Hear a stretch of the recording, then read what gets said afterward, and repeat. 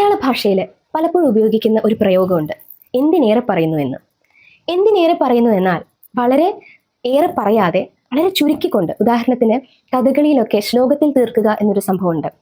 കഥകളി പദങ്ങളിൽ വളരെ വിശാലമായി വരുന്ന കഥാസന്ദർഭങ്ങളെ ഒരു ശ്ലോകത്തിൽ ഒതുക്കിക്കൊണ്ട് അവതരിപ്പിക്കുന്ന ഒരു ശൈലിയുണ്ട്.